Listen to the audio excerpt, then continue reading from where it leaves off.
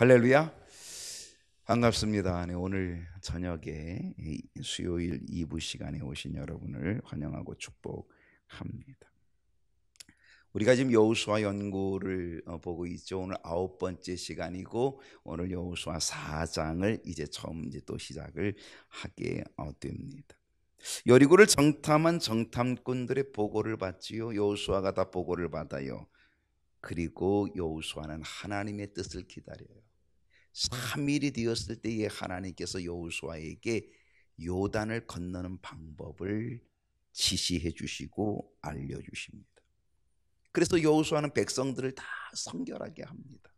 이제 하나님이 임재하신다. 이제 하나님의 능력이 나타난다. 그러니 너희들은 하나님 만날 준비, 하나님의 능력을 체험할 준비를 하라. 그래서 너희 몸을 다 성결하게 하라. 그 몸을 다 성결하게 그렇게 준비시키고 제사장들로 하여금 하나님의 법궤를 매게 합니다. 그리고 그들이 앞장서서 요단에 들어서도록 명령을 내리게 됩니다.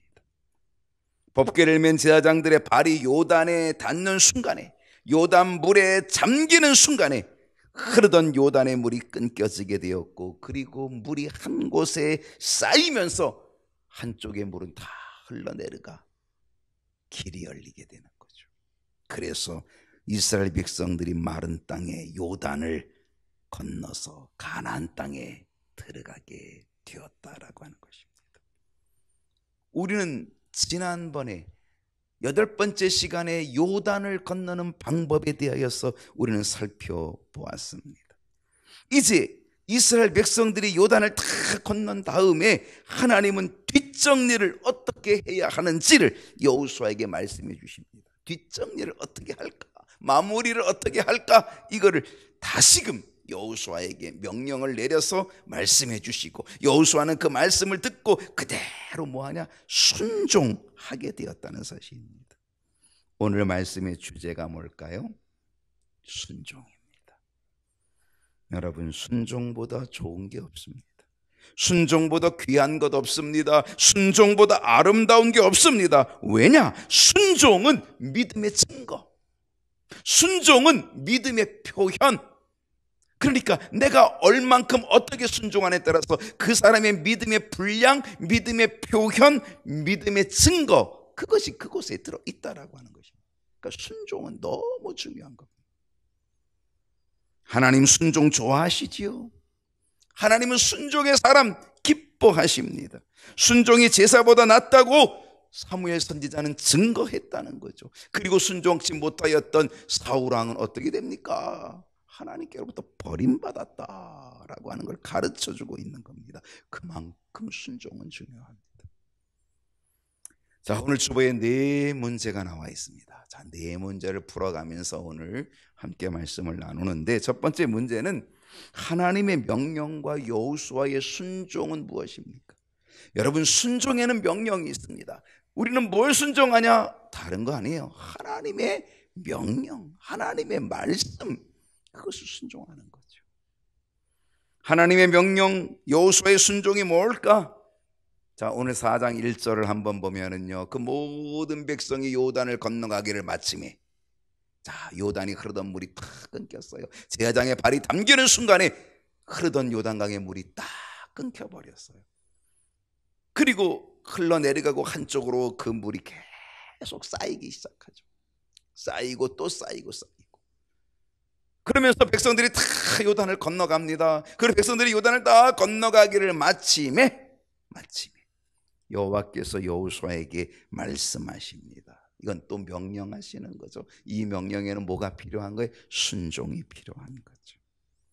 뭐라고 말씀하셨냐? 2절을 보게 되면 백성의 각 지파에 한 사람씩 12사람을 택하라. 아이고, 또 12정탐꾼인가? 아닙니다. 12정탐꾼을 얘기하는 게 아니라 여기서 각 지파에 한 사람씩 12명을 택하라고 그렇게 얘기합니다.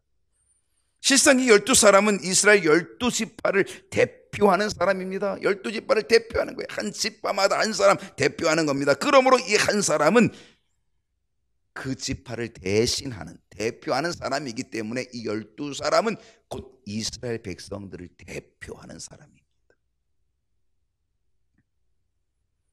그러므로 이 12사람의 순종은 이스라엘 백성들의 전체의 순종과도 같은 겁니다.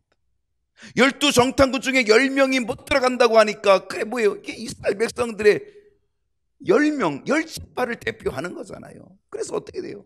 그래서 그들이 40년 동안 광야를 맴돌다가 이제 40년 만에 다시 가나안으로 들어가는 그런 시점이 되게 되었던 거죠.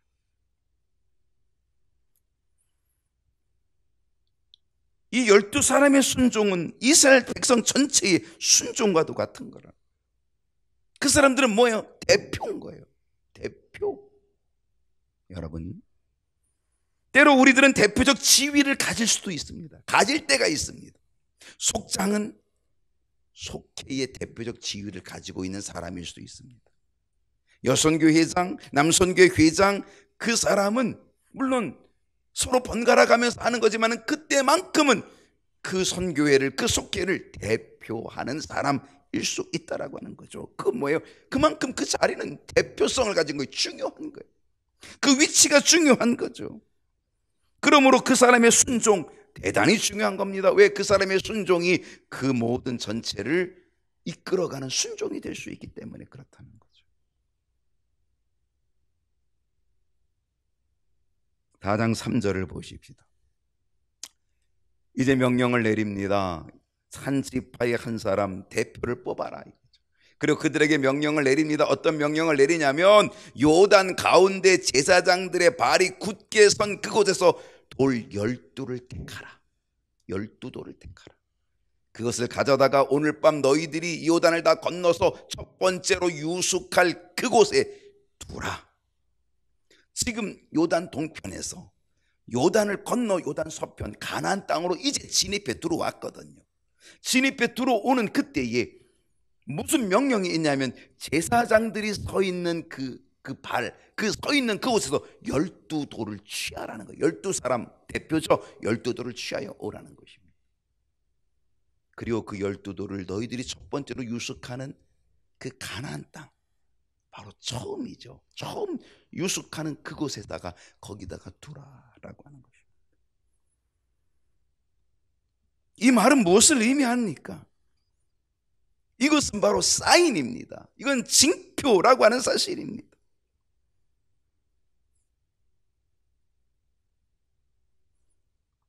4절을 보게 되면 여호수아가 이스라엘 자손 중에서 각 지파에 한 사람씩 준비한 그 12사람을 부릅니다.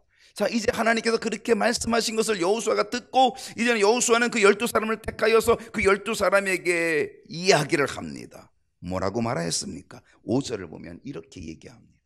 그들에게 이르되 요단 가운데로 들어가 너희 하나님 여호와의 궤 앞으로 가서 이스라엘 자손들의 지파 수대로 각기 돌 한 개씩 가져다가 어떻게 하라 그랬어요?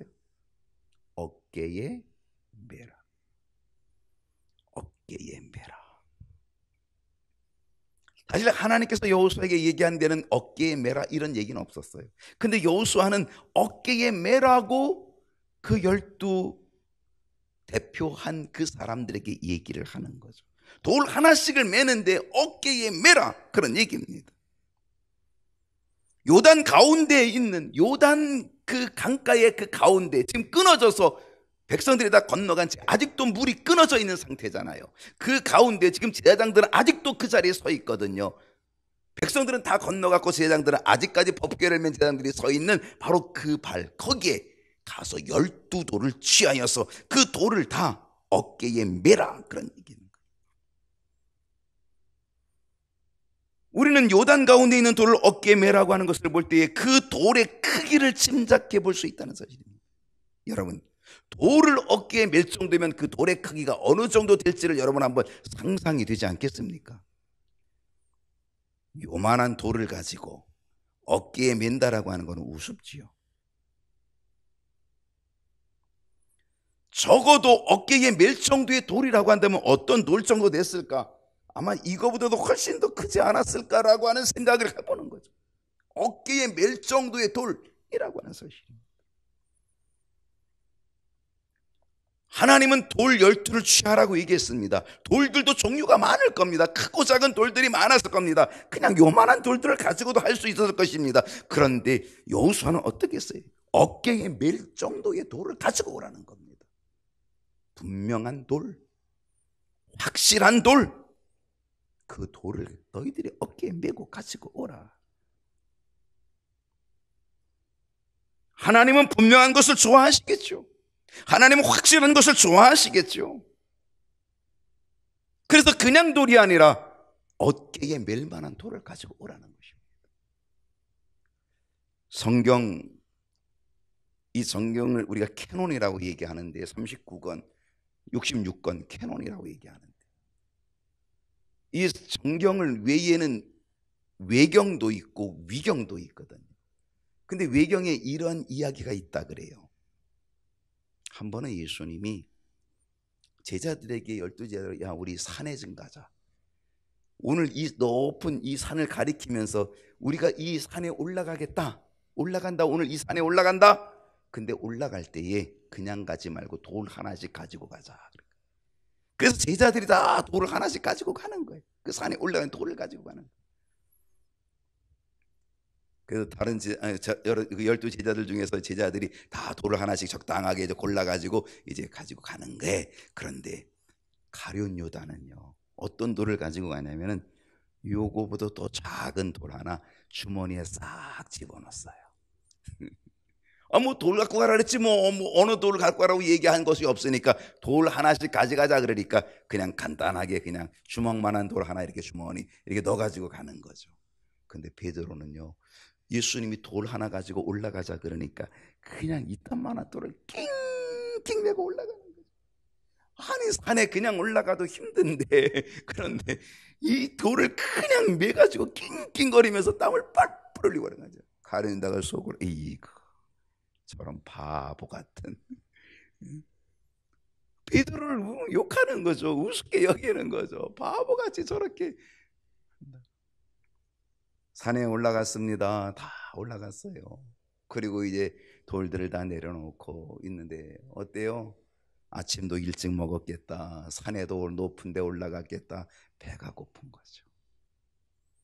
그 예수님이 야 돌 갖고 왔냐? 그러니까 돌 다 갖고 왔어요. 그러니까 돌 다 내놔봐라. 돌을 다 이제 꺼내놨어요. 가룟유다는 주머니에서 요만한 돌 하나 다 꺼내놓은 거죠.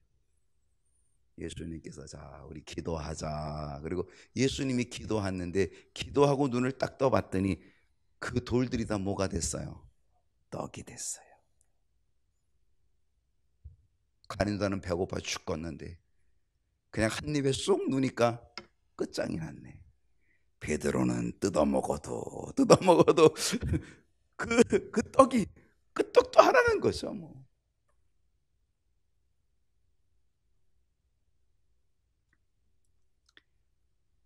여호수아는 돌의 크기를 말하지 않았지만 어깨에 매라고 함으로 돌의 크기를 암시적으로 보여주고 있었다는 사실입니다.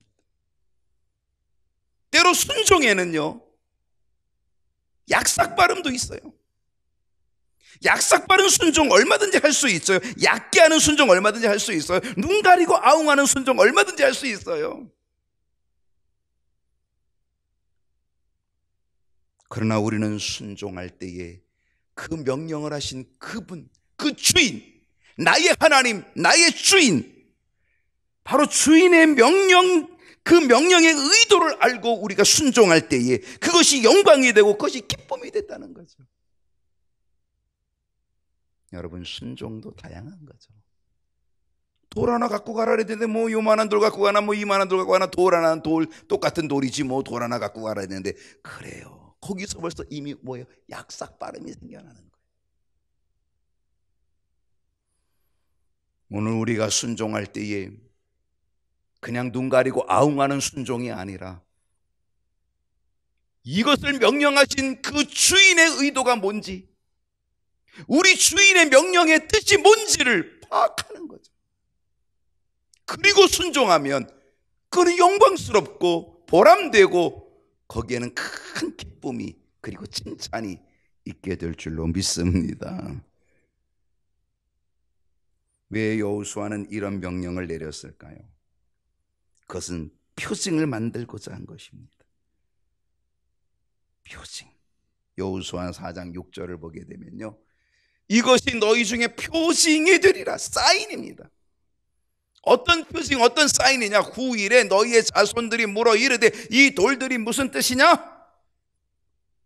지금 여기 있는 사람들은 다 이 요단을 건너는 체험, 하나님의 능력으로 기적 같은 이 물이 쌓이고 물이 끊어지고, 그리고 그 바닥을 그냥 걸어서 요단을 건너는 이 체험을 다 가졌지만, 이제 훗날 그들의 자손들이, 그거를 경험하지 못한 자손들이 물어본다는 거죠. 이 돌들이 뭐냐? 그럴 때에 이 돌들이 사인이에요. 어떤 사인이냐? 하나님의 능력이 이곳에 임하여서 우리가 그 물이 끊어지고, 요단물이 끊어지고, 우리가 그 땅을 밟고 걸어왔다, 건너왔다, 이거를 가르쳐 주는 거지. 그 사인. 그래서 7절을 보게 되면은요, 그들에게 이르기를 요단물이 여호와의 언약궤 앞에서 끊어졌다. 후손들이 뭐가 끊어졌겠어요? 끊어졌어. 그래서 요단 가운데 있는 돌을 가져온 거야. 끊어져서 가져온 거야. 끊어져서 가져온 거야. 이건 요단 가운데 있던 돌을 가져온 거야. 그 언약궤가 요단을 건널 때에 요단물이 끊어졌으므로 이 돌들이 이스라엘 자손에게 영원한 기념이 하나님의 능력이 나타난 기념이 되게 하리라. 여러분, 이 12돌이 의미하는 것, 그것은 교훈이고 그건 가르침이라는 거죠. 무엇을 교훈하고 뭘 가르치는 겁니까? 그건 하나님의 능력을 가르치는 겁니다. 여러분 한번 생각해 보세요. 평상시 요단물이 흐르고 있는 그 평상시, 그 요단강 가운데 가가지고 그 물속에 들어가서 어깨에 맬 만한 돌을 가지고 나올 사람은 아무도 없습니다. 그 깊은 그 요단강에 들어가서 그 돌을 어깨에 맬 만큼 그 큰 돌을 그 깊은 물속에서 가지고 나올 수 있는 방법은 없습니다. 그 당시에 없는 거죠. 근데 그 돌을 가지고 나온 거죠. 그럼 뭐 때문에? 하나님께서 기적적으로 이 물을 끊으셨어. 그래서 길을 내셨어. 그래서 우리는 그 땅에 있는 그 가운데 있는 그 돌들을 가지고 온 거야 라고 하는 것, 보지 못한 자들에게, 그들의 자녀들, 그들의 구손들에게 분명한 살아 역사하신 하나님, 이 돌들이 가르쳐주고 있는, 이 돌들로 보여주고 있는 그 하나님의 능력을 가르치기 위하여서 하나님께서는 거기에다 12돌을 쌓아놓으라고 하신 거죠. 여러분, 우리의 자손들에게 하나님을 분명하게 가르칠 그 무엇이 있다면 얼마나 좋겠습니까? 우리의 자녀들에게 하나님의 은혜야, 하나님의 능력이야, 하나님의 살아계심이야 라고 하는 그것을 가르쳐 줄 만한 어떤 사인, 어떤 증거, 이것이 있다면 얼마나 좋겠습니까? 이스라엘 백성들에게 12돌이 있었던 것처럼 우리에게도 하나님의 능력이 임하는 증거물, 나의 간증, 이것이 있기를 축복합니다. 8절을 보십시다.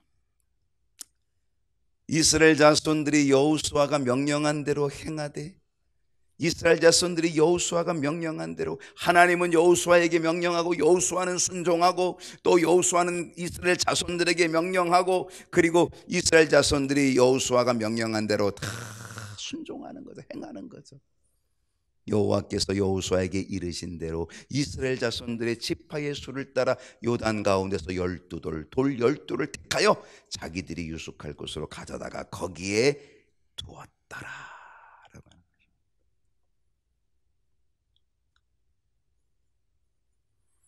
9절을 봅니다. 여호수아가 또 요단 가운데 곧 언약궤를 맨 제사장의 발 섰는 곳에 12돌을 세웠더니 오늘까지 거기에 있더라. 여호수아는요, 하나 더 나아갔어요. 하나님께서는요, 요단강 가운데 있는 12돌을 취하여서 너희들이 첫 번째 유숙하는 그곳에다가 12돌을 쌓아놔라. 그것이 너희 후손들에게 가르침이 되고 하나님의 임재의 능력이 된다라고 하는 걸 12돌을 쌓아놓으라 그랬거든요. 근데 그거를 쌓아놓는 순종뿐 아니라 여호수아는 하나 더 했어요. 뭐에 더 했어요? 바로 지금 아직도 요단강 가운데 있는 제사장, 그 발 밑에다가, 제사장들이 서 있는 그 발 밑에다가, 거기다가도 12돌을 또 쌓아놓는 거예요. 12돌을. 요단강을 어떻게 건넜습니까?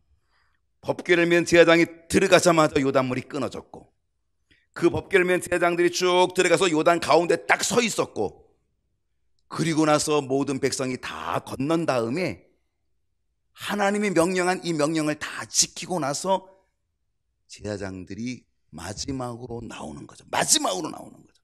그리고 요단물이 다시 흐르게 되는 거죠.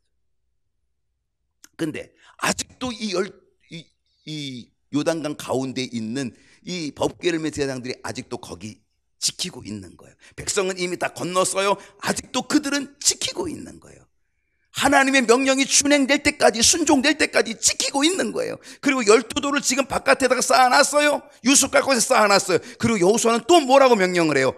제사장들이 지금 가운데 서 있는 그곳에다가도 12돌을 세우라 라고 그렇게 이야기하고 있다라고 하는 것이죠. 그리고 그 12돌이 오늘까지 거기에 있더라. 성경은 그렇게 기록하고 있는 거죠.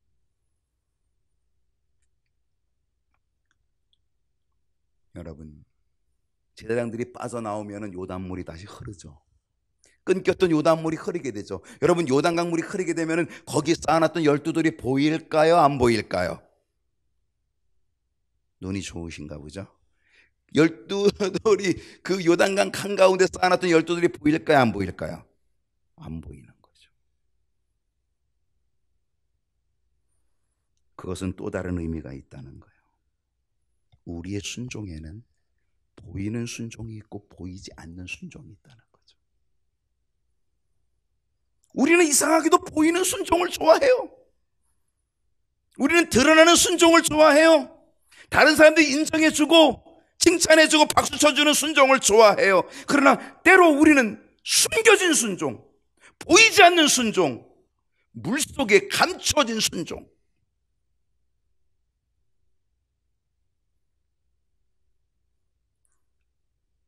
우리의 순종, 때로 사람들이 알아줘야 되고 사람들이 박수 쳐줘야 좋아하는 그런 모습만의 순종이 아니라, 우리는 때로 물속에 감춰져서 물이 흐르면 그 돌은 보이지도 않아.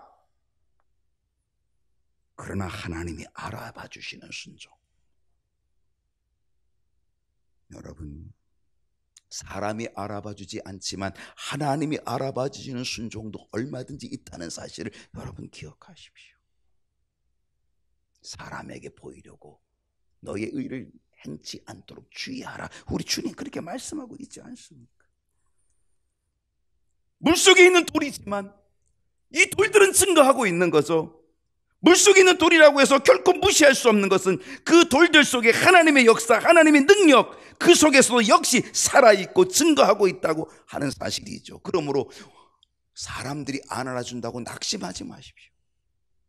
사람들이 박수 쳐주지 않는다고 낙심하지 마십시오. 왜? 하나님이 기억해 주실 수 있기 때문이라는 거죠. 두 번째 문제로 가겠습니다. 요단강의 마지막까지 남은 사람은 누구일까요? 여러분, 요단강의 마지막까지 남은 사람이 누구였어요? 법궤를 맨 제사장이었습니다. 자, 10절 보겠습니다. 또 여호와께서 여호수아에게 명령하사 백성에게 말하게 하신 일, 곧 모세가 여호수아에게 명령한 일이 다 마치기까지, 그 모든 것이 다 순종되기까지 궤를 맨 제사장들이 요단 가운데 서 있고 백성은 속히 건넜다. 백성은 속히 건넜어요. 아마 이 건널 때도요, 아마 정말 굉장히 다양했을 것 같아요. 어떤 조금 믿음이 부족한 사람은 막 불안하고 의심하고 저 물이 언제 넘어올까, 언제 흘러올까 그러면서 굉장히 불안해가지고 그냥 막 빠르게 막 도망치듯 건넌 사람도 있을 거고요. 어떤 사람은 그래도 믿음을 가지고 그래 우리 하나님이 열어주신 거야, 믿음으로 이거를 좀 만끽하면서 가자. 그리고 그 믿음으로 찬송을 부르며 천천히 정말 하나님의 영광을 돌리면서 걸어간 사람도 있을 거고 아마 별의별 사람이 다 있을 거예요.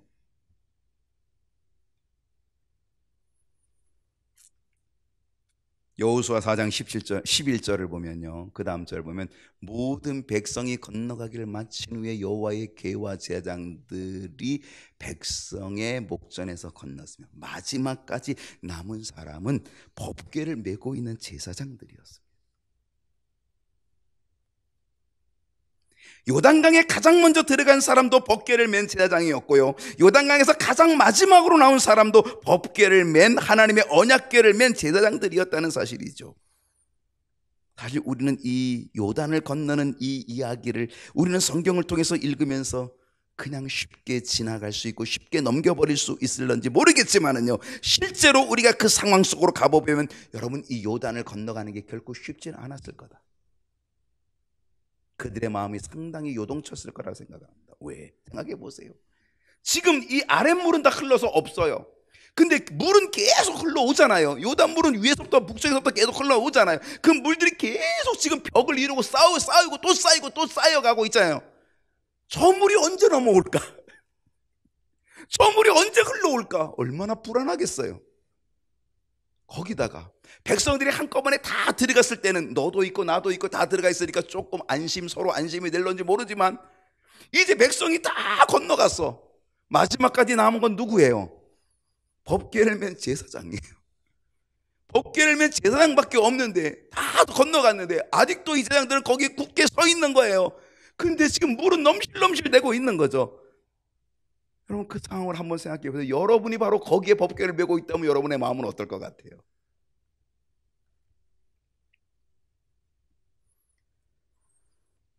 두려움이 있을 수도 있습니다. 언제 저 물이 흘러서 나를 덮칠지, 나를 쓸고 내려갈지 알 수 없는 두려움. 믿음이 없이는 불가능한 거예요. 여러분이 요단을 건너는 건 믿음이에요. 믿음이 없이는 불가능하다니까요. 때로 우리는 법궤를 맨 제사장처럼 정말 헌신의 자리를 굳게 지키고 있어야 될 때가 있어요. 남들은 다 건너갔지만 나는 여전히 헌신의 자리를 지켜야 되고 나는 여전히 희생의 자리를 지켜야 될 때가 있을 수 있다는 사실이죠. 여러분 그럴 때 여러분 어떤 태도를 갖기 쉽습니까? 여러분 그럴 때 어떤 마음 어떤 모습이면 좋겠습니까? 왜 나만 이렇게 위험한 일을 해야 돼? 왜 나만 이렇게 고생해야 돼? 왜 이렇게 나만 어려운 일을 시키는 거야? 라고 하며 불만하며 짜증을 낼 수도 있겠지만 어떤 사람은 자신이 희생함을 통하여서 그 백성들이 안전하게 다 건너가는 그 모습을 보고 기뻐하고 감사하고 하나님의 영광을 찬양하고 그런 태도를 가질 수도 있다는 것 아니겠어요? 다른 사람의 유익을 위해 헌신하고 희생하는 보람과 기쁨, 그 감사가 내게 있는지 아니면 왜 이렇게 어려운 일, 이렇게 위험한 일을 나에게 시켜? 라고 하는 불평과 불만과 짜증을 가지고 있는지. 여러분은 지금 헌신의 자리에서 여러분이 서 있는 그 자리에서 여러분은 어떤 모습과 어떤 태도를 가지고 계십니까?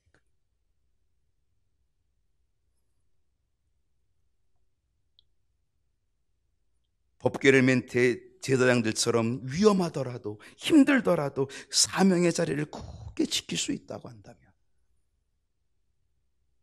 하나님께서 그 순종을 반드시 기뻐하실 줄로 믿습니다.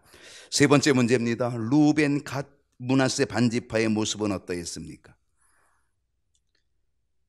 12절 13절인데요 루벤 자손과 갓 자손과 므낫세 반지파는 모세가 그들에게 이른 것 같이 무장하고 이스라엘 자손들보다 앞서 건너갔으니 무장한 4만 명가량이 여호와 앞에서 건너가 싸우려고 여리고 평지에 이르니라.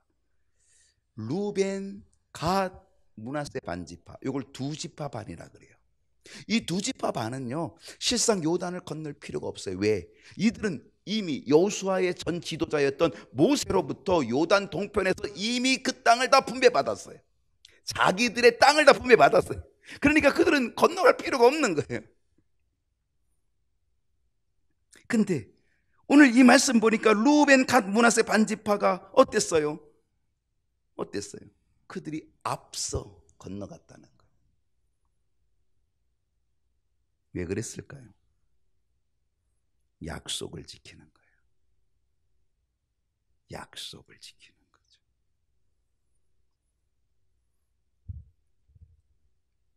루벤, 갓, 므낫세 반지파는 요단 동편에서 땅을 분배받을 때에 모세와 약속한 게 있어요. 모세가 뭐라 했냐면, 너희들이, 이 두 지파 반이 너희들이 먼저 이 땅을 분배해 준다. 너희들이 원한 대로 분배를 해 주는데 조건이 있다. 너희들이 이 땅을 차지했다 할지라도 너희들의 형제들이 요단 서편에서 가나안 땅을 차지하는 바로 그 일에 너희들이 함께 가서 싸워줘야 한다. 약속을 했거든. 그들은 약속을 지킨 겁니다. 여러분이 이 약속, 그냥 약속 지켰으니까 당연히 그냥 갔구나. 여러분, 그건 아니에요. 여러분, 약속을 지키는 게 쉬운 게 아닙니다. 화장실 갔다 올 때 다르고, 돈 꿀 때, 돈 줄 때 다르고, 사람의 마음은 얼마나 간사한지 몰라요. 약속을 해서도 지키지 못하는 경우가 얼마나 많은지 몰라요. 왜 못 지키는 거예요? 이기적인 생각, 이기적인 마음, 계산적인 것 있으면 못 지키지요. 여러분, 이미 요단 동편에서 땅을 다 분배받았어요. 그런데 요단 서편으로 넘어가서 싸우다가 죽으면 어떻게 돼요? 아이고, 죽으면 우리만 손해야. 죽으면 개죽음 아니야. 죽으면 큰일이야. 그러니까 이기적이 돼요. 그러니까 계산적이 돼요. 근데 이 두 지파 반, 루벤, 갓, 므낫세 반지파, 이들은 어떻게 했어요? 위험을 감수하고서도 약속을 지켰다는 거예요. 그게 순종이죠. 그들이 왜 이렇게 했을까요? 그건 공동체 의식이에요. 약속을 지키고 두 번째는 공동체 의식인데, 여러분, 교회라는 건 공동체예요. 하나님께서 우리에게 교회를 주시고 우리 주님께서 우리에게 교회를 주신 것은 바로 이 공동체, 함께 하라고 하는 거예요. 여러분, 신앙생활은 혼자 할 수가 없어요. 함께 가야 되는 거예요. 함께 해야 되는 거예요. 함께 할 때 힘이 나요. 두 사람이 누워야 따뜻하고 세겹줄은 쉽게 끊어지지 않는 법이라고 하는 거죠. 개인적, 이기적인 모습이 아니라 함께 가야 된다는 거예요. 교회는 함께 가는 공동체죠. 힘을 합하여 함께 갈 때에 우리는 서로를 위로하고 격려하고 도와주고 일으켜주고, 그리고 같이 갈 수 있고, 그래서 승리할 수 있게 된다는 소리예요. 또 하나 여기서 주목할 건 뭔지 아십니까? 그건 열정입니다. 열정. 루벤, 갓, 므낫세 반지파, 이 두 지파 반 사람들은요, 이스라엘 자손들보다 앞서 건너갔대요. 그들이 요단을 건너가는데도 적당히 하지 않았어요. 대충 하지 않았어요. 그들은 앞장서서 건너갔다는 거예요. 그 열정이 있었다는 거예요. 13절을 한번 다시 보게 되면요, 무장한 4만 명가량의 여호와 앞에서 건너가 싸우려고 여리고 평지에 이르니라. 혹시 12절 한번 볼까요? 12절 보여줄 수 있나요? 12절을 보면요, 12절에 보게 되면 뭐라 그랬는지 아세요? 루벤 자손과 갓 자손과 므낫세 반지파는 모세가 그들에게 이른 것 같이 무장하고 이스라엘 자손보다 어떻게 건너갔다고요? 앞서 건너갔대요. 앞서서 선봉으로, 선두로. 야, 우리가 건너가긴 건너가는데 약속은 뭐 지켜줘야지. 뭐 건너가긴 건너가는데, 야, 우린 뒤에서 그냥 대충 어슬렁어슬렁 하고 있다 그냥 하는 척하다 그냥 돌아오면 돼. 아니에요. 그들은 그 약속을 지키는데 어떻게 지켜요? 열정을 가지고 지켰다는 거예요. 그래서 앞서 건너간 거예요. 앞서. 앞장서면 어떻겠습니까? 본이 되면 어떻겠습니까? 하나님 앞에서 앞장서고 하나님 앞에서 본이 되면 참 좋겠다. 사람 앞에서 보이기 위해서 하지 말고 하나님 앞에서 진실되게 앞장서며 하나님 앞에서 진실되게 분이되고 그 열정이 있다면 하나님이 기뻐하실 줄로 믿습니다. 마지막 네 번째입니다. 하나님께서 여호수아를 크게 하신 이유가 뭡니까? 마지막 14절인데요. 크게 하신 이유가 있습니다. 14절 다 같이 읽어봅시다. 그날에 여호와께서 모든 이스라엘의 목전에서 여호수아를 크게 하심에 그가 생존하는 날 동안에 백성이 그를 두려워하기를 모세를 두려워하던 것 같이 하였더라. 여러분, 하나님께서 여호수아를 크게 해주신 이유가 뭔지 아십니까? 그건 하나님께서 여호수아에게 그렇게 해주겠다고 약속하셨거든요. 약속. 여호수아 3장 7절을 보니까 하나님이 이렇게 약속해 주셨어요.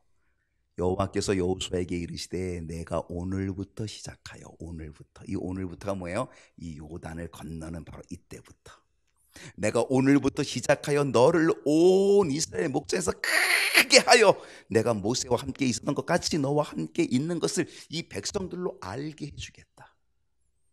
할렐루야.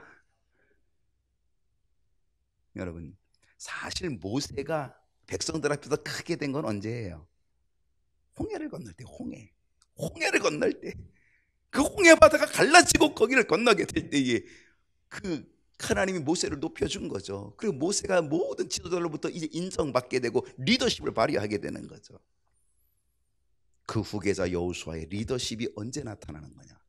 바로 요단을 건널 때, 내가 오늘부터 시작하여 너를 높이 너를 크게 만들어주겠다는 거죠. 이 백성들 앞에서 크게 만들어주겠다. 내가 너와 함께 있는 것, 모세와 함께 있던 것처럼 이 백성들에게 알게 해주겠다. 너무너무 놀라운 말씀입니다. 너무너무 우리가 붙잡아야 될 말씀이죠. 하나님께서 리더십을 주신 것입니다. 리더십은요, 하나님이 주셔야 되는 거예요. 하나님께서 세워주실 때 값진 것이 되고 분명한 것이 되는 거죠. 내 욕심으로 리더십을 갖지 말고 하나님이 주시는 리더십이 되어야 될 줄로 믿습니다. 하나님께 순종하면 하나님께서 인정해 주시고 하나님이 크게 세워주실 줄로 믿습니다. 하나님께 인정받고 하나님께 세움받는 저와 여러분 될 수 있기를 축원합니다. 우리 찬송하고 기도하십시다.